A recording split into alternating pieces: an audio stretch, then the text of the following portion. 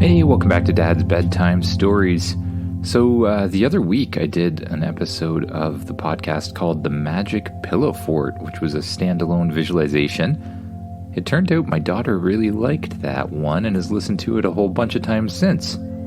As a result, I decided to do a part 2. So here's The Magic Pillow Fort Part 2.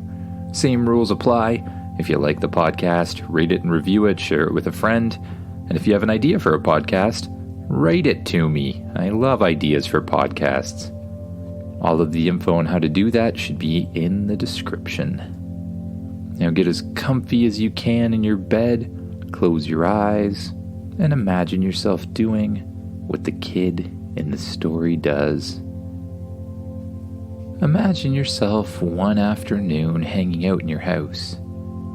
Inside your bedroom, you've left up the pillow fort that turned into a real fort for a really long time.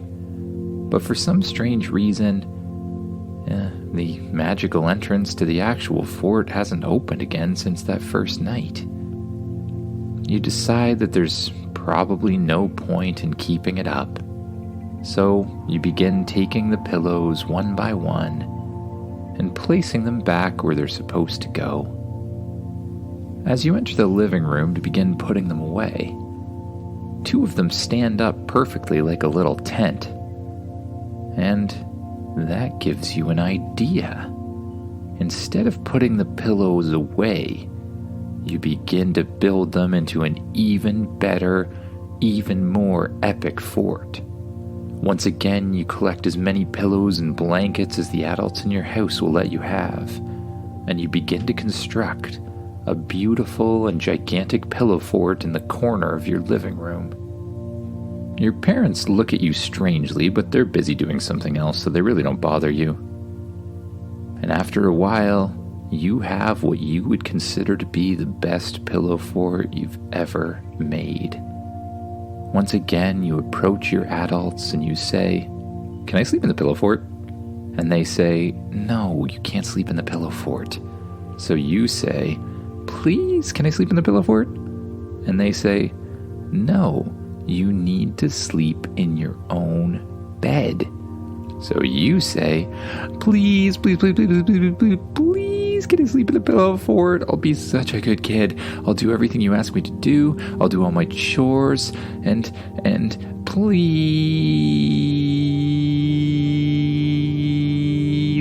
"Oh, fine," your parents say, "but if you're not asleep right away, you have to move back to your bedroom." I understand completely.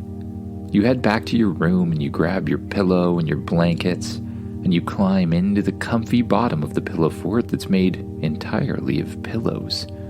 It's very, very comfortable. You cozy up, you close your eyes and you hit the pillow. And once again you make that magical wish, wishing that the pillow fort was real. Before long, you fall asleep, but you're gently awakened by something that feels like a change in the atmosphere. You look around you and the walls of the pillow fort seem to shimmer. The whole fort lights up with an enchanted glow that seems to come from the fabric of the fort itself. Your heart races as you notice an elongated, magical tunnel extending beyond the entrance of your fort. Without a word, you realize that the magic fort has come back to life once again. You begin to crawl through the tunnel, and there, the exploration begins.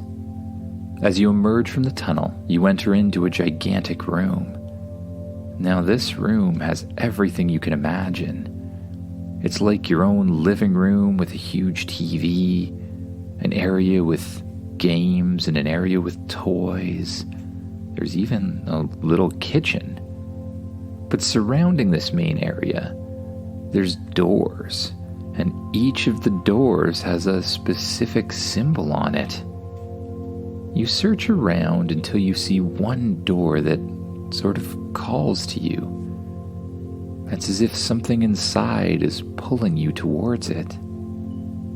You walk towards the door and a strange glow appears from underneath it.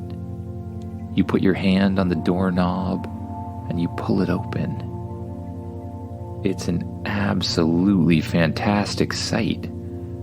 You enter into an expansive room where the floor, the walls, and even the ceiling are made of trampolines of all different shapes and all different sizes. There's ovals, squares, and even star-shaped trampolines. There's incredible colors that dance across all of the surfaces, and the air is filled with a general feeling of happiness. Wow. With a burst of excitement, you leap into the nearby trampoline room and jump on one of the trampolines. You're suddenly launched into the air as if gravity has lost all meaning. You float gracefully, almost like you're on the moon, before gently floating back down and landing on the trampoline again. It's clear that the gravity here is different, lower or something, and the low gravity magnifies the delight, making each leap on the trampoline a soaring flight that allows you to touch the dazzling painted sky above. It allows you to do flips and twirls without any worry of hurting yourself. You bounce in the trampoline room for hours, flipping, floating, twisting, and flying. You discover trampolines that bounce you in spirals, trampolines that allow you to do triple and even quadruple flips, and others that shoot you so high you're above the trampoline clouds. It's not just bouncing, it's an aerial flight. Time loses all meaning as you twirl, flip, and soar, forgetting the world outside. But before long, you start to get a little bit tired, and you bounce yourself back over to the entrance of the room. You look back at the trampoline room once again, and you open the door and step outside back into the main room. You look around for another door that looks inviting, and you come across one where water seems to be leaking out the bottom. That's kind of strange, you say. You open the door up, and there's just a wall of water, just standing there. A few bits of it are dripping on the ground, but for the most part, it just stays a solid wall of water. You reach your hand in, and you're able to push it inside. Some sort of magic is holding the water in this room. As you touch the water, a strange bubble moves up your arms, your shoulders, and then surrounds your head. You take in a deep breath, and you breathe in the freshest, cleanest air you've ever felt. Is this bubble some sort of underwater space helmet? You decide to give it a shot. You stick your head into the water, open your eyes, and you find that the water's kept off of your entire head, and you can still breathe. You press your whole body through into the world of water, and you begin to swim. You swim through what becomes an underwater paradise. There's corals of every different color and every different form. They form intricate mazes. And then fish that resemble flying jewels and flying jewelry darting about between them. Schools of neon fish create patterns in the water, almost like synchronized swimmers performing just for you. But the real wonder lies in a little hidden cave. You notice the cave from above because it's letting off a light glow, so you swim towards it as quickly as you can. And as you enter, you see that there's glow-in-the-dark algae on every side. Each piece looks like a tiny underwater star.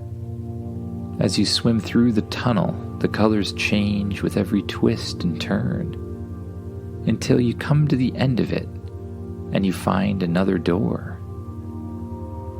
You turn the doorknob, open the door, and as you step out, you find yourself completely dry, standing in the main area of the fort once again. The bubble pops around your head, and you're breathing normal air once again. You search around the room once again until another door draws you toward it. This one has a strange green glow and almost a feeling of air coming from underneath it. You turn the door, push it open, and step inside. As soon as you do, your senses are greeted with an earthy aroma of fresh soil, wood, and flowers. It's a forest unlike any forest you've ever seen.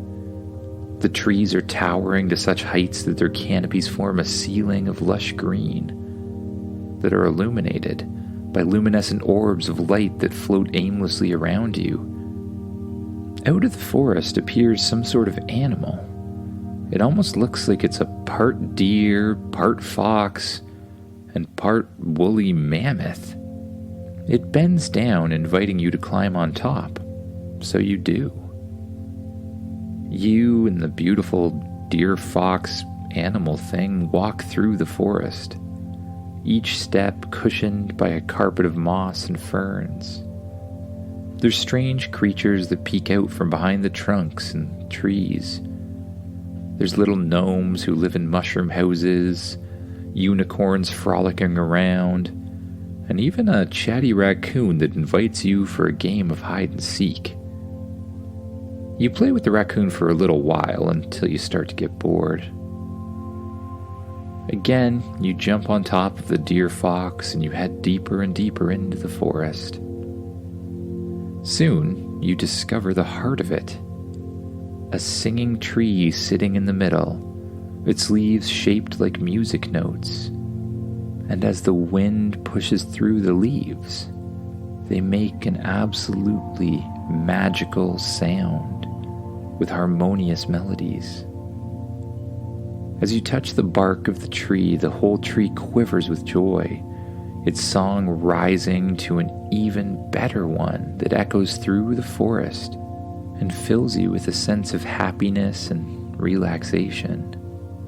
Then the trunk of the tree splits in two, and two doors open up.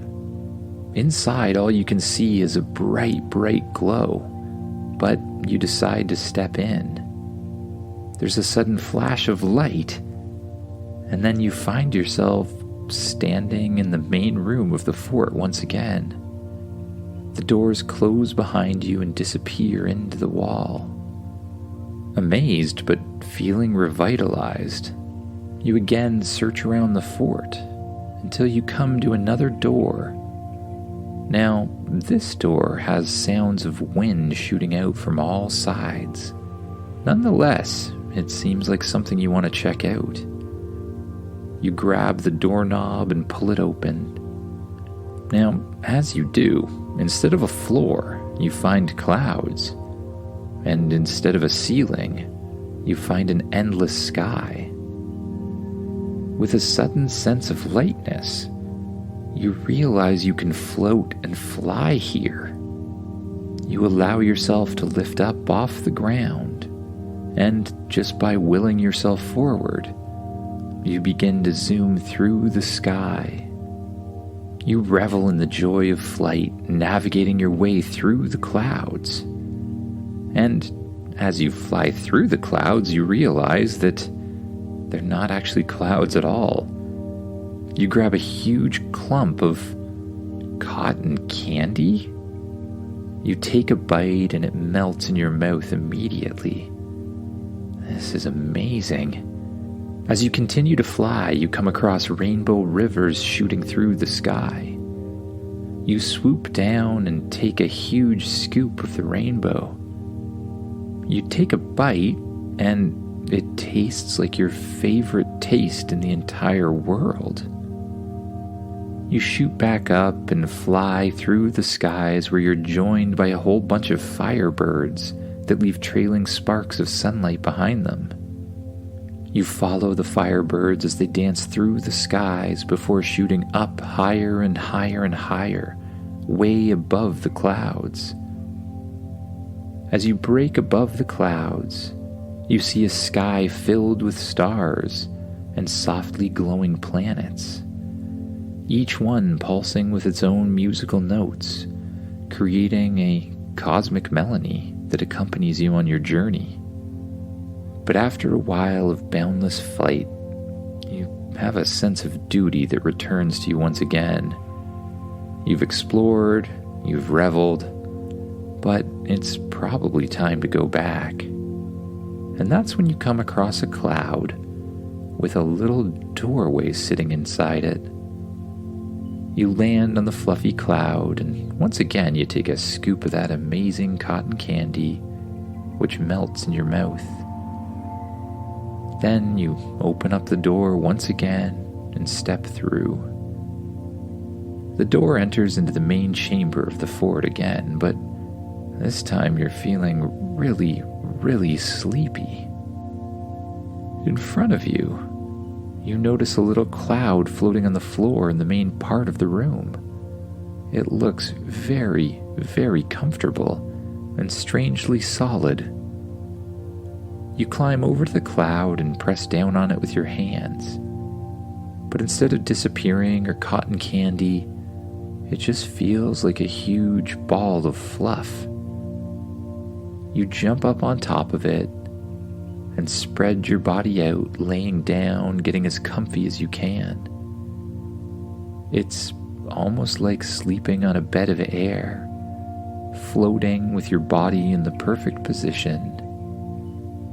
Another layer of cloud pulls up over top of you, going right up to your chin, forming a blanket that's just the right temperature. Comfy in your little floating cloud bed, you allow your heavy eyes to close, and you begin to focus on your breath. And with each breath, your body becomes more and more relaxed. You sink down into the cloud, and you allow your mind to drift off to sleep. Good night, everyone.